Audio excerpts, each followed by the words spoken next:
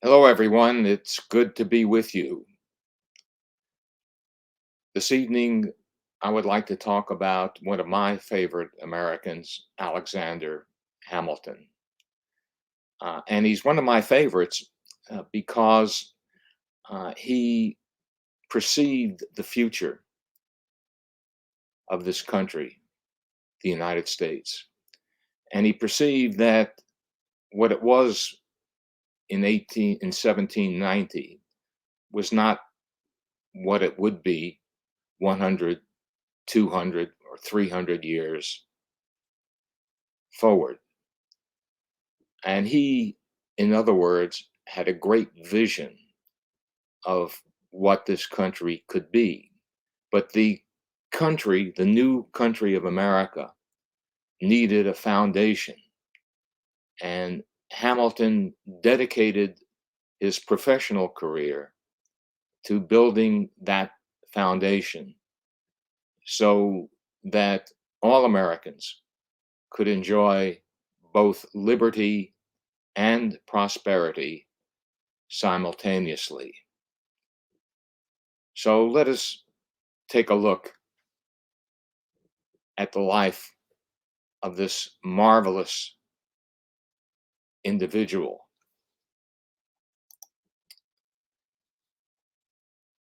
Unlike the other founding fathers in America, Alexander Hamilton was born in Charlestown on a small Caribbean island called Nevis.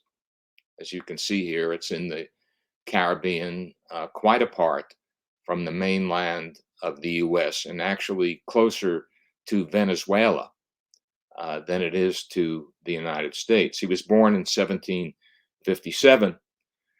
Uh, in those days, he was called illegitimate, meaning that his parents were not married.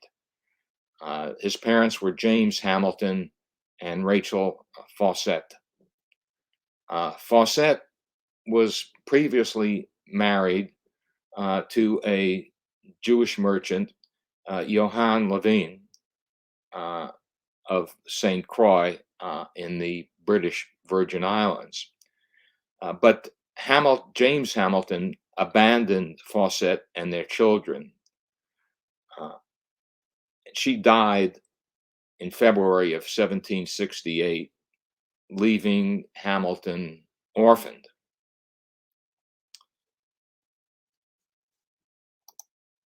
And here you could see the house where Alexander Hamilton was born in January of 1757.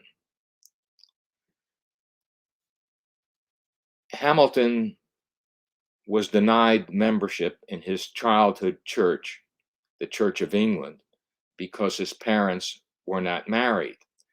And on the island of Nevis, you had to belong to a church in order to get your education. What we call public education today was just not available at that time. Uh, but he was accepted into a Jewish private school led by a Jewish headmistress on the island.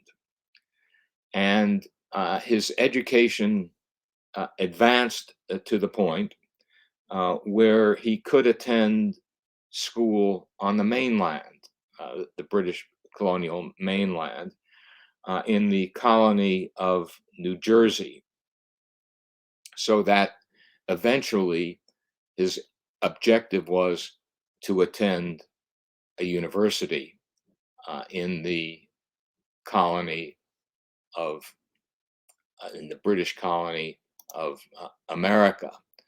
And this is a portrait of Alexander Hamilton as a boy when he was 15 years old. Uh, when he went to New Jersey to complete his education, so he could be admitted into a university, and he selected King's College, which was in New York City, and King's College is now called Columbia University. And he entered there in 1773. He was only 16 years old at the time, but he was a very, very bright young man. And it's interesting, you go to Columbia University today, and right in front of the main hall that houses the administration of the university is a statue of one of their greatest, if not the greatest, alum of Columbia University, Alexander Hamilton. Uh, of course, in 1773, the British colonies in North America were already antagonistic toward British colonialism, and they wanted more freedom. And Hamilton was in the lead in Columbia University among the students and even among the faculty uh, in lobbying and supporting and demonstrating for greater freedom from the British Empire. But, and this I think reveals one of the strong points in Hamilton's character. There was an individual at Columbia University, a prominent individual uh, by the name of Samuel Seabury, and he was president of the university, and he had published a series of pamphlets attacking revolutionary thought. In other words, he was supporting the British Empire. Uh, and he was subject to verbal attacks and also threats on his life. And Hamilton protected him. And as you can see here, uh, Seabury in the rear here is leaving a university building, and Hamilton is protecting him from the crowd. Even though Hamilton's views on independence and on the British Empire were directly opposite to what Samuel Seabury's views uh, were.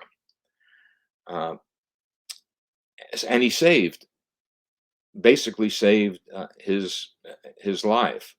And not only that, he also saved the life of King's College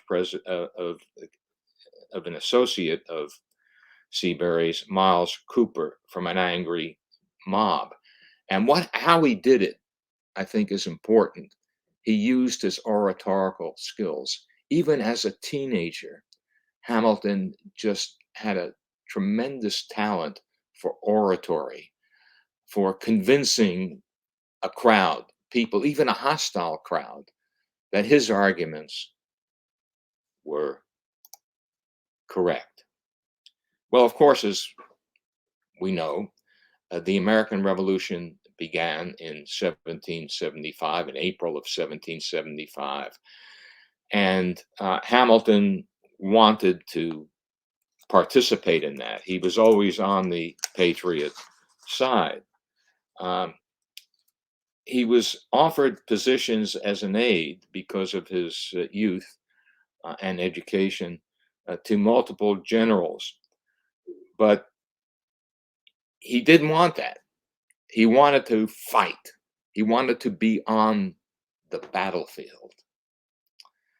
Uh, but when George Washington, whom you see here, invited Hamilton to become his aide, he really could not refuse because, of course, Washington was the supreme commander of the colonial forces.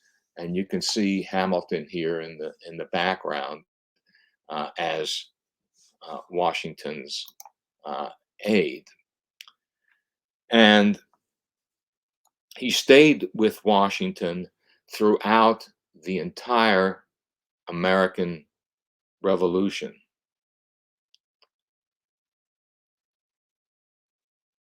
Even at the end of the Revolution in Yorktown, when the British troops laid down their arms and surrendered to General Washington.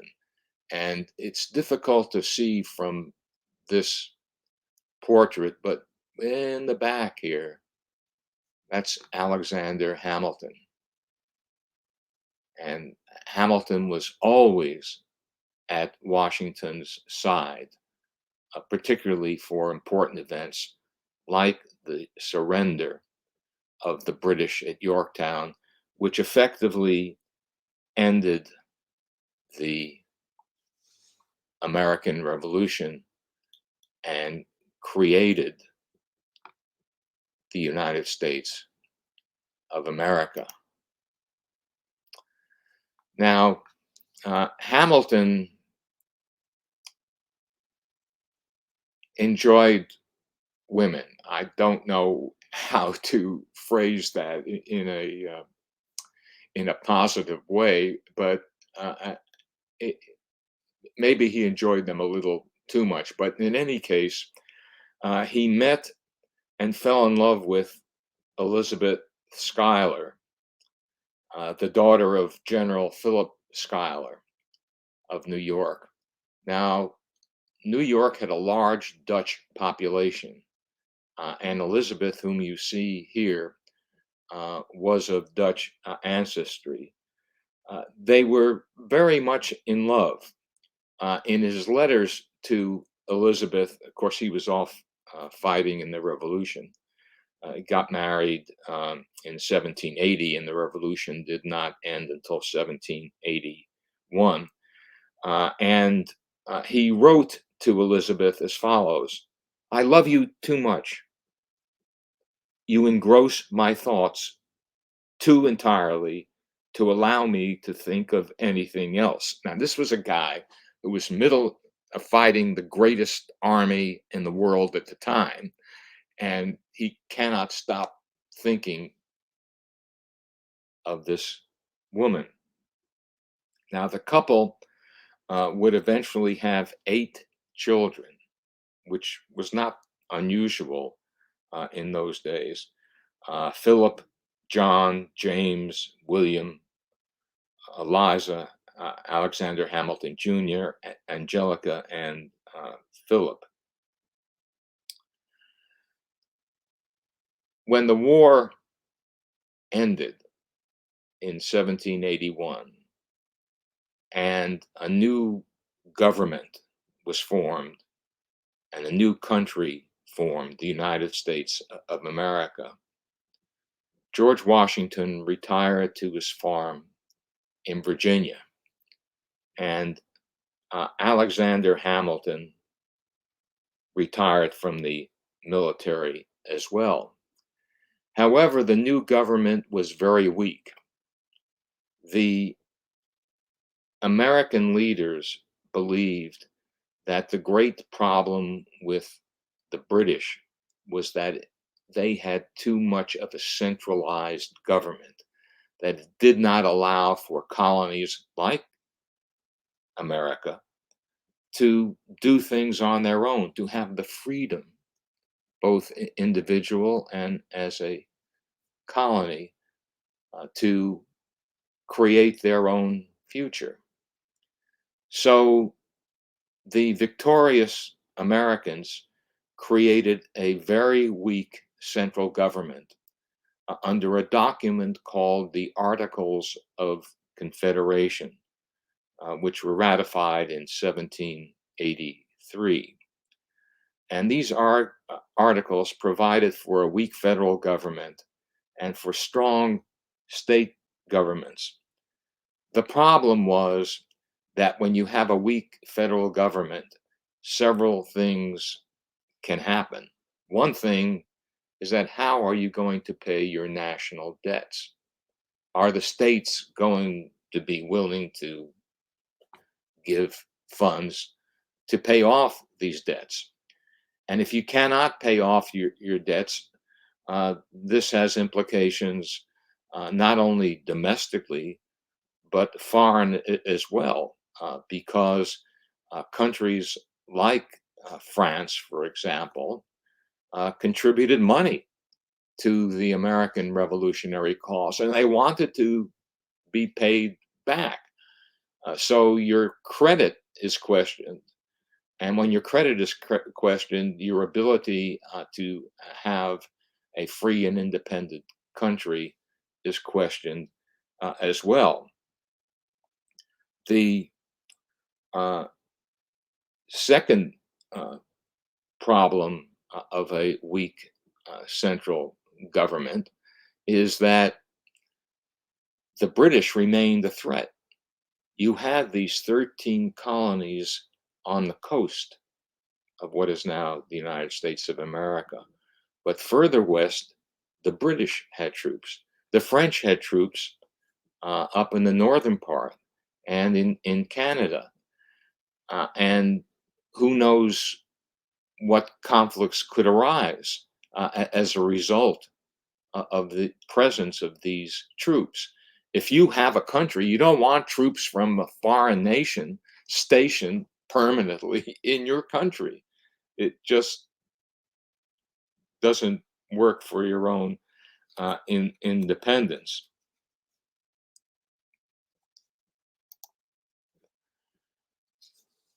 Of even greater concern was domestic unrest. Uh, States had supreme power to raise taxes uh, and to collect taxes. But without a strong currency, a strong central currency,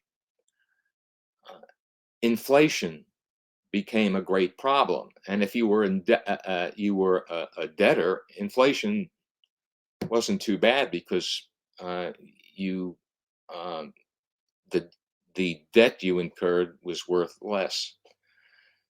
But if you were a creditor, that was a big problem. The state of Massachusetts in 1786 um, passed a law uh, requiring all debtors to pay up, not only to the state, but particularly to private uh, individuals. Uh, and many of these debtors were veterans of the Continental Army that had defeated the British. They were supposed to receive pay for their military service, but they never did because the federal government could not raise money. They did not have the power to tax. So they were debtors, and they didn't have the money to pay the state of Massachusetts or the individual debtors of that state. So they revolted, led by Daniel Shays. And here you see a scene from that revolt, Shays' Rebellion. And the great fear was that this happens in Massachusetts, it can happen in the other colonies as well, and the entire American enterprise can disintegrate. And the sacrifices of the revolution just would be blown up. So you had these international issues, and you had these local issues, and most of all, you had the issue of security from foreign powers, but security also from within the new United States. So Alexander Hamilton uh, got together with James Madison and George Washington, and they decided that we've got to have a stronger central government. And so in 1786, they the year of Shays' Rebellion, they put a call out to each of the 13 states for delegates to amend the Articles of Confederation, because they felt that if you say we're just going to blow up the government and put a new document in there, that would have created more problems. So it was very politic of them to say, okay, we're going to adjust, amend the Articles of Confederation. And so early in 1787, delegates from each of the 13 states met in Philadelphia to frame a new government. Now, of course, when the delegates assembled, they didn't think they were going to frame a new government, but again, Hamilton and Madison were so persuasive that that is exactly what they did. Now, of course, when you write a new document like the Constitution, you need to have the individual states to ratify it. And some states are more important than others. There were two states in particular that were extremely important. They were the largest states, both in population and in wealth. One of those states was New York, the other state was Virginia. And Virginians and New Yorkers did not want a government that would reduce their power, reduce their income and influence. But at the same time, it was extremely important to get these states on board, to lead the drive for this new document. So, what Hamilton did, along with uh, James Madison and a fellow New Yorker, John Jay, but mainly with James Madison, was produce a document, a series of essays called The Federalist. And he directed the Federalist toward the people of New York, because New York was such an important state. Uh, Madison and Hamilton argued that the document, the new Constitution, would create a strong country that would be able to fend off enemies both domestically and abroad. Now, some argued, in contrast, that the document gave Congress too many powers, that it could lead the American people to lose hard won liberties that they had gained from the Revolution. And Hamilton and Madison responded to these issues by saying just the opposite, that a stronger government would protect uh, liberty. Now, it's interesting, but neither Madison nor Hamilton signed these documents, the Federalists. They didn't even use their name. They used the same name, both of them, called Publius, Publius, which was uh, a general, a Roman general who helped found the Roman Republic. And that connection between ancient Rome and America was very strong. If you look at the architecture of many of the buildings in Washington, D.C., the architecture is Roman, and it was a decided decision to have that type of architecture because we compared ourselves to the Roman Republic. Uh, Hamilton, in The Federalist, argued that the debate facing the new nation was not only over the ratification of the Constitution, but over the question of, and I'm quoting here from The Federalist, whether societies of men are really capable or not of establishing good government from reflection and choice, or whether they are forever destined to depend for their political constitutions on accident and force. Hamilton argued that the decentralization of power that existed under the Articles of Confederation and that we've talked about prevented the new nation from becoming strong enough to compete on the world stage and or to quell internal insurrections such as Shays' Rebellion. So Hamilton outlined 6 concepts, key concepts, that the Constitution, the new Constitution, would guarantee. One, that it would create prosperity. Uh, Second, it the current Confederation would not do that.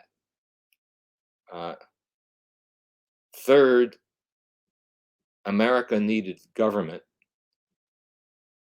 as powerful as that proposed in the Constitution to meet this objective.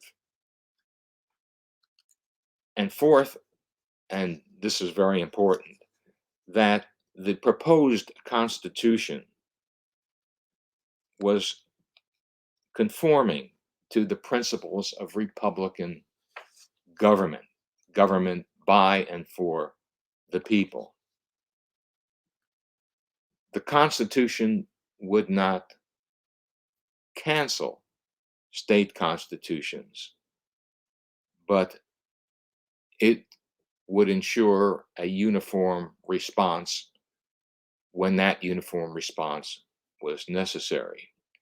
The additional security that the Constitution would provide to the preservation of government in those states and would also, excuse me, it would also preserve liberty and property.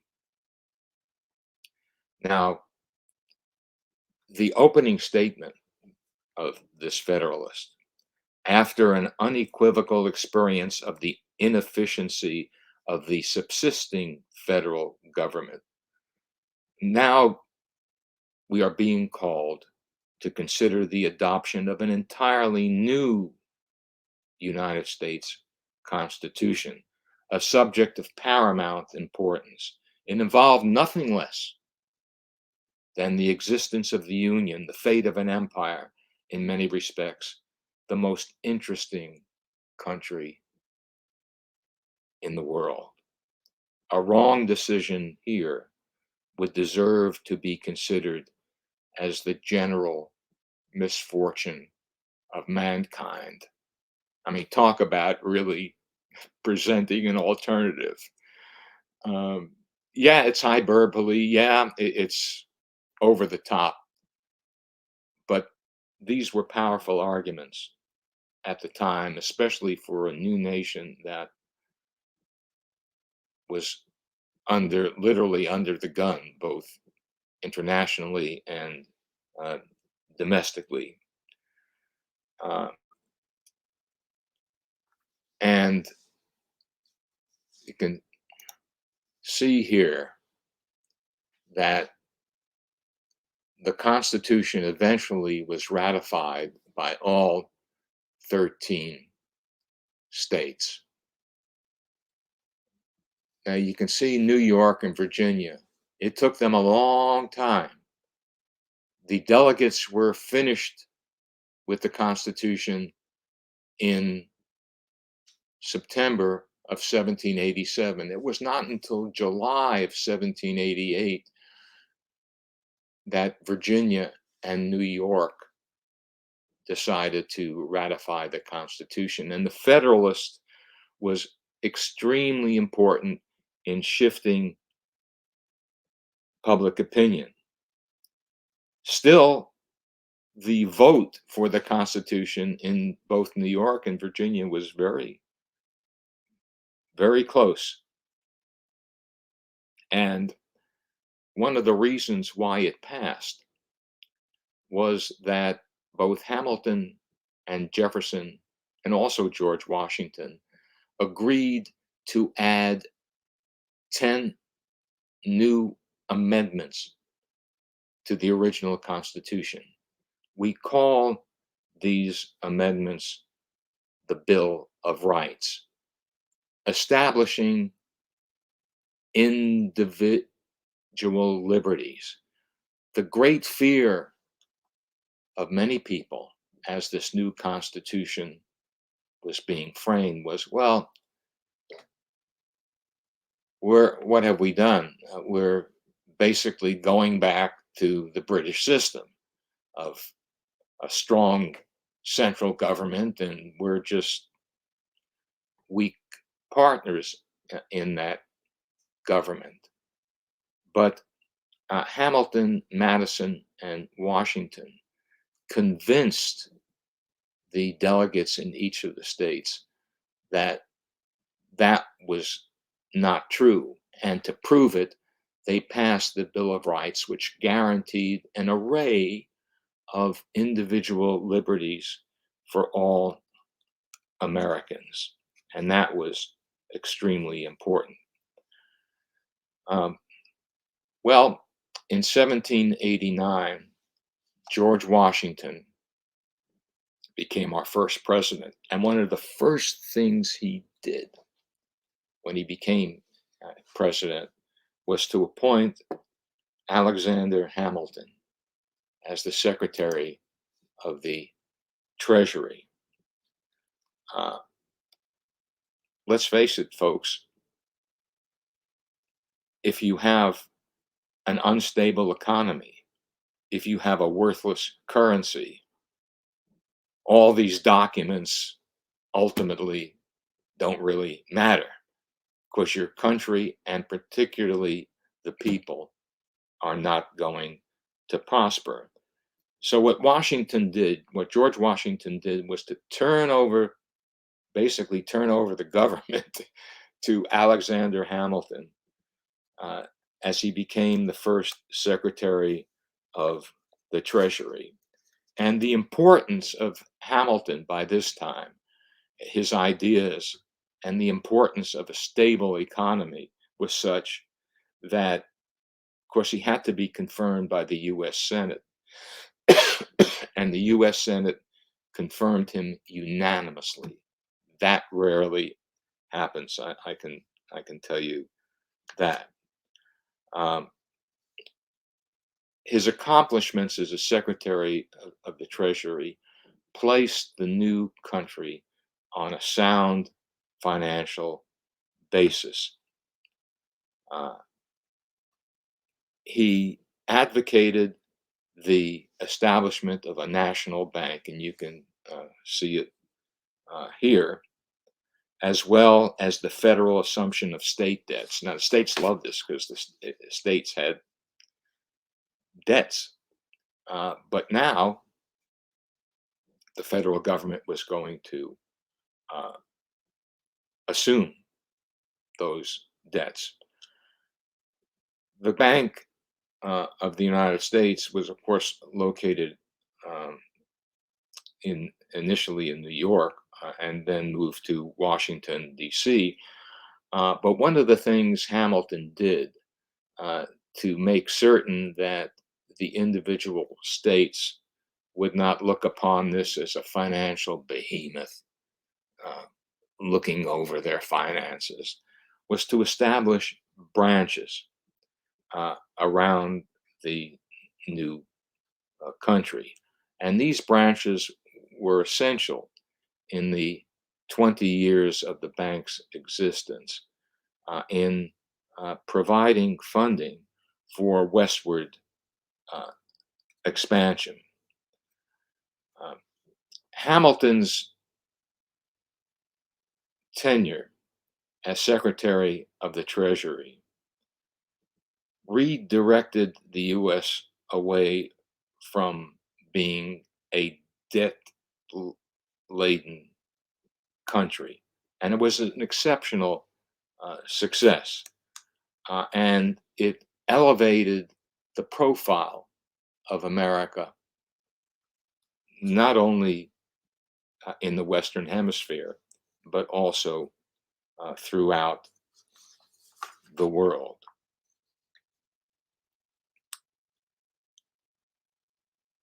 However,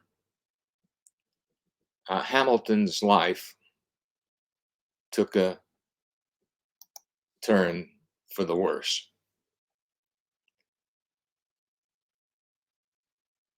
In the late 1790s. Hamilton was the subject of probably America's first highly publicized political sex scandals. In 1791, Hamilton, who of course was married, as we've seen, met a young Philadelphia woman named Maria Reynolds, and she was quite beautiful. You can see her here, and this is Alexander Hamilton. And as you can see, the relationship is not necessarily one of, oh, yeah, I know you, you're a friend, but perhaps something more intimate. Maria Reynolds claimed she needed cash because her husband had left her and she had a small daughter to support. Hamilton himself was an orphan, and he quickly agreed. Um, but the financial arrangement between the two quickly morphed into a romantic relationship. The twist here is that Maria Reynolds was not a desperate housewife. She and her husband James had carefully planned this affair in an attempt to extort money from Alexander Hamilton. And it worked. He gave them money. But after James Reynolds, Maria's husband, was implicated in another financial scandal, the whole episode became public. Not only the scandal, but particularly the relationship between Hamilton and Maria Reynolds. And also a rumor floated around that in order to satisfy the alleged financial problems of Miss Reynolds, Hamilton had dipped into the U.S. Treasury. So there was a charge of embezzlement uh, as well. What did Hamilton do as this became public? He admitted the affair,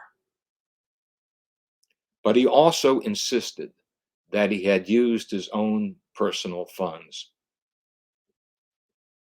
not the funds of the United States. He even showed a colleague his love letters to prove that he did not use government funds.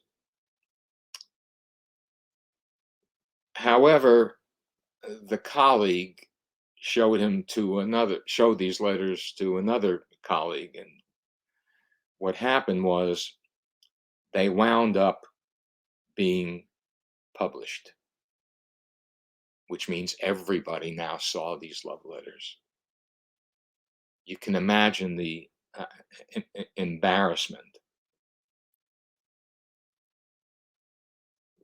And all Hamilton could say was that,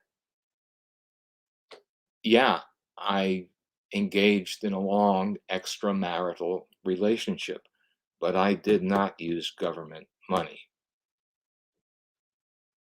As he said at the time, my real crime is an amorous connection with James Reynolds' wife for a considerable time.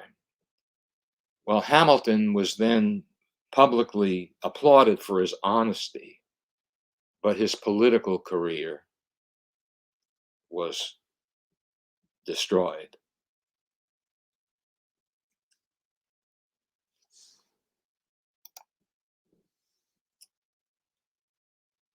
To top it off, Hamilton had engaged in a very tense, acrimonious relationship with Aaron Burr. Uh, Burr had defeated Hamilton's father-in-law, General Philip Schuyler, for a seat in the U.S. Senate. And Hamilton tried to thwart the political aspirations of Aaron Burr. Uh, Burr actually became vice president in 1800, and Hamilton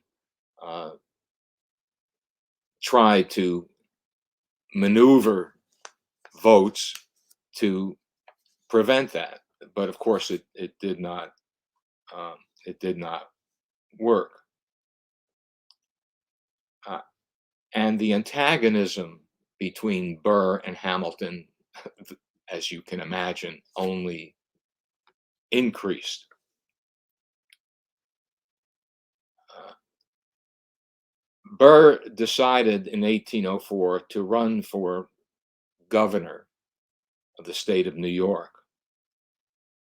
and Hamilton tried to block the ambitions of Burr, who lost badly in the election in April of 1804. That month, a newspaper published a letter in which Dr. Charles Cooper claimed that at a dinner party, Hamilton had called Burr a dangerous man. And Hamilton also expressed, and I'm quoting here, a more despicable opinion of Burr. Well, at that point, Burr challenged Hamilton to a duel. And duels were illegal in New York, so they went across the river to New Jersey, uh, and they met at a town called Weehawken on a secluded ledge above the Hudson River, and had this duel where Hamilton was fatally wounded. Hamilton survived for roughly 31 hours,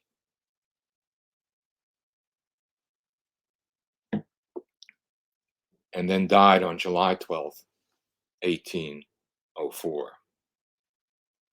His death was met with an outpouring of grief, especially from his beloved wife, Eliza.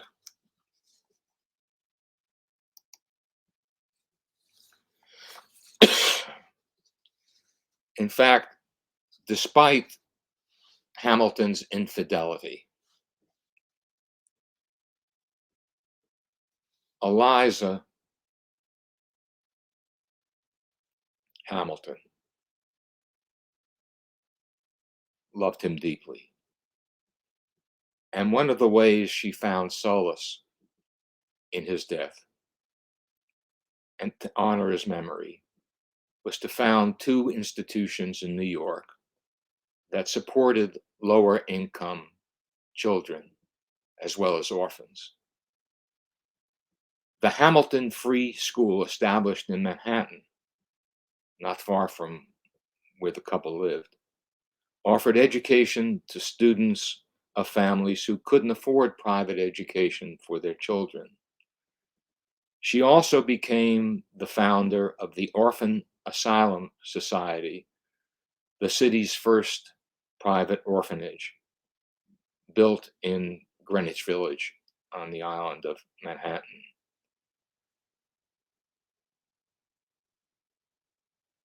While his legacy is secure as one of America's great nationalists, of course, Alexander Hamilton became an unexpected popular cultural icon with Lin-Manuel Miranda's hip hop musical Hamilton, which became a Broadway blockbuster in 2015. And of course, the climax of the show is Hamilton's duel with Aaron Burr. And the show is now touring around the United States and parts of Europe.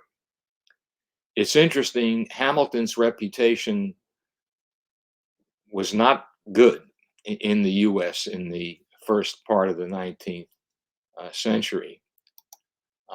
It was not until 1868 that Hamilton, a statue of Hamilton, was placed in the halls of Congress, long after all of the other founding father statues were placed there. And that began the rehabilitation of Alexander Hamilton, because in 1868, the Republicans controlled the government, and they were the party against slavery during the Civil War. And Alexander Hamilton was a strong opponent of slavery, and that began to rehabilitate his image. And so in Central Park, the first public out in the public statue was erected in 1880, and in 1920, Alexander Hamilton statue was erected in front of the U.S. Treasury building. And of course, finally, last but not least, here he is, Alexander Hamilton, on Broadway. Thank you very much.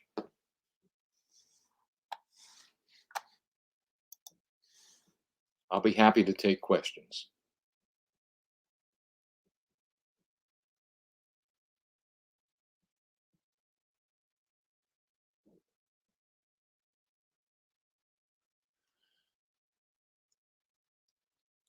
Okay, thank you. What do you think of the musical Hamilton? How popular is it in the US? It's the most popular musical over the past 7, 8 years in the US. I mean, judging by tickets, judging by packed audiences, I think that when children go to school in America, we learn about George Washington, uh, Abraham Lincoln, James Madison. Um, we don't know much about Alexander Hamilton. What the musical did was to ge- first thing, it generated a lot of interest in Alexander Hamilton. It was the musical was based on a 2004 biography by Ron Chernow, uh, and few Americans, many Americans know about George Washington, Abraham Lincoln, James Madison, as I said, but only a hazy memory or idea of what Alexander Hamilton was all about. I mean, we see Alexander Hamilton often because he's on a $10 bill. His picture's on a $10 bill.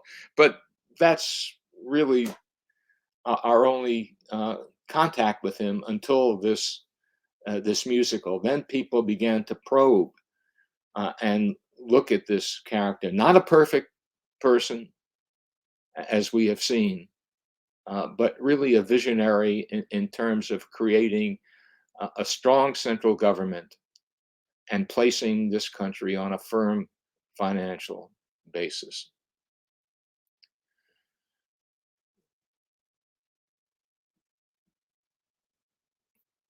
Uh, why there's a discussion to remove Hamilton from uh, the $10 bill? Well, um, the the problem with pictures on American money is that where are the women? Where are the people of color?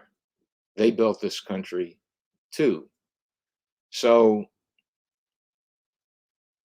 you have to, if you want to include that, you have to make some adjustments. So who do you ban from the money? Uh, I think if Alexander Hamilton were here today, considering his views on slavery in particular, he'd probably say, "Yeah, okay, you can take my picture off." After all, it was Hamilton who placed the U.S. on a sound financial basis. So that discussion is ongoing. Why didn't Hamilton run for president? Is another question. That's a really good question. In fact, he thought about it because he was very close to George Washington. As I mentioned, he served with him throughout the American Revolution as his uh, number one aide, and maintained a very close friendship with him during his presidency. But his personal life intruded, and that ended his political ambitions. Um, what happened to Elizabeth Schuyler after the death of Alexander Hamilton? Did she remarry? No.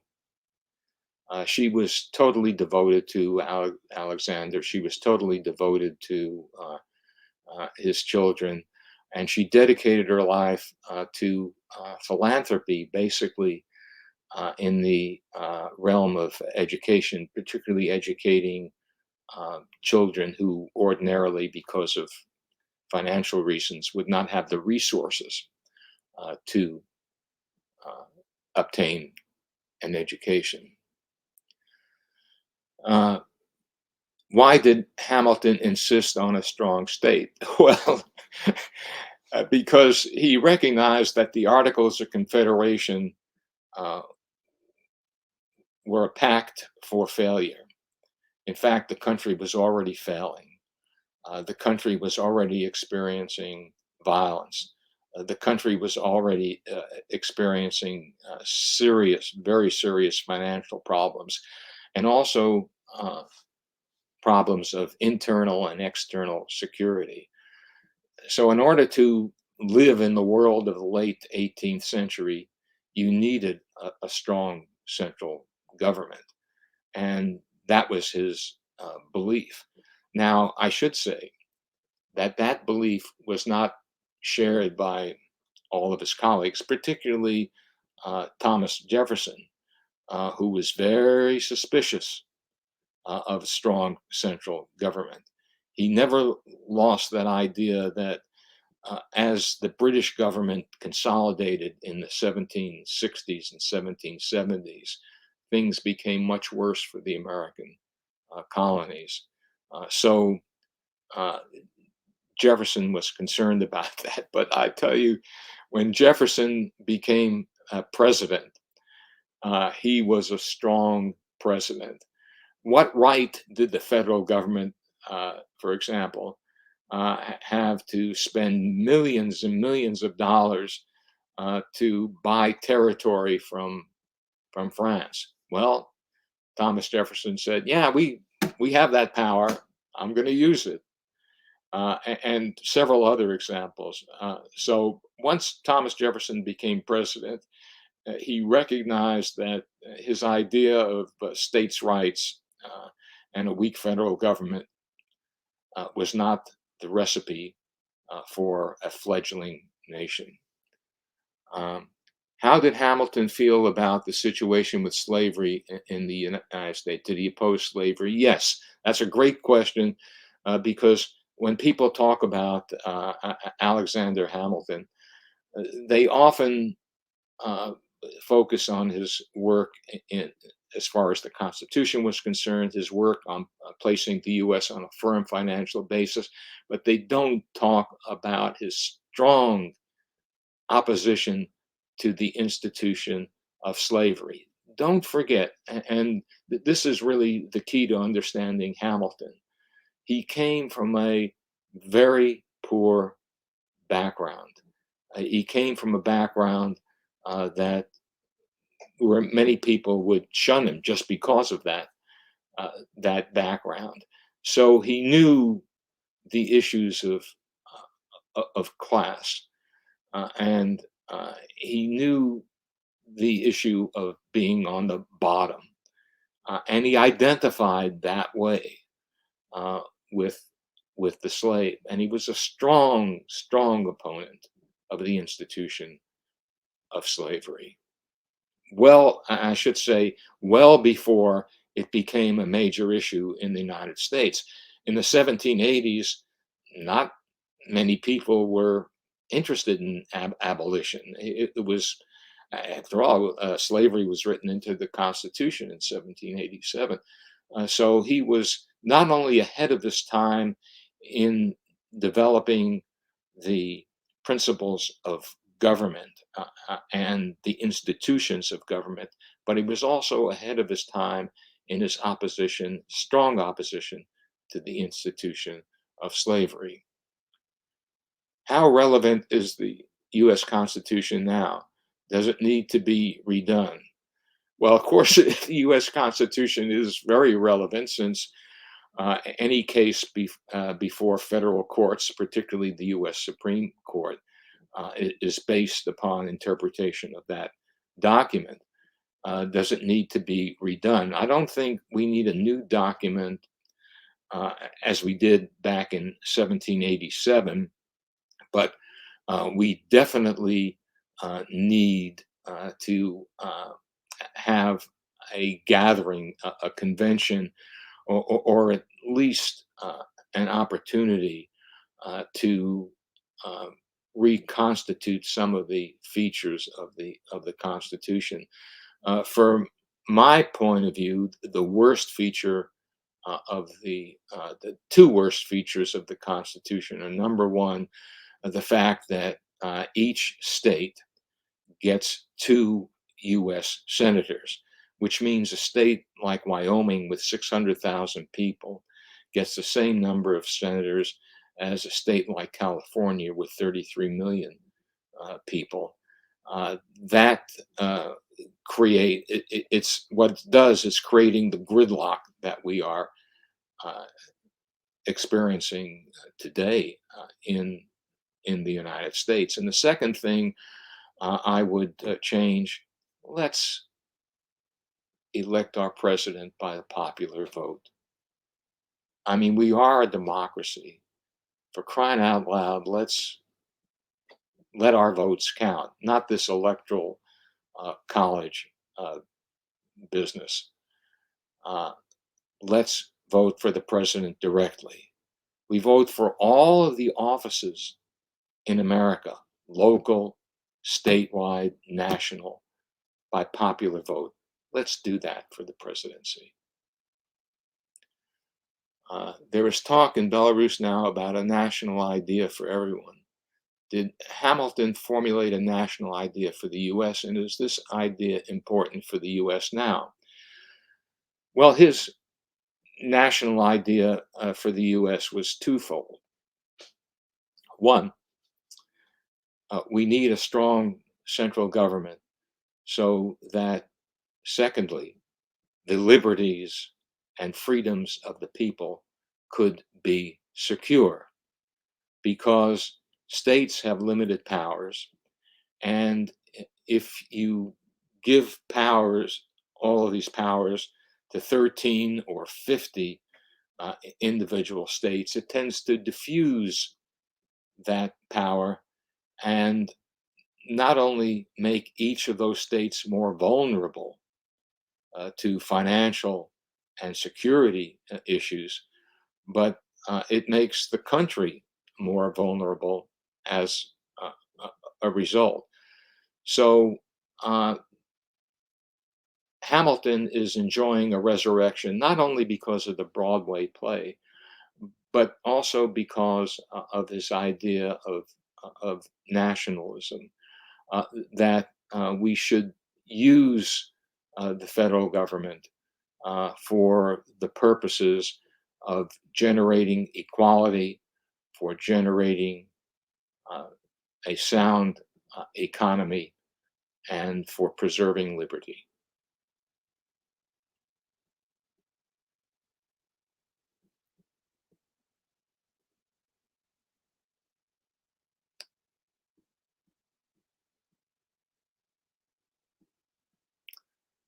Thank you all very much. As usual, it's been a great pleasure to talk with you this evening. And of course, I wish you all of the best. And hopefully, we can meet again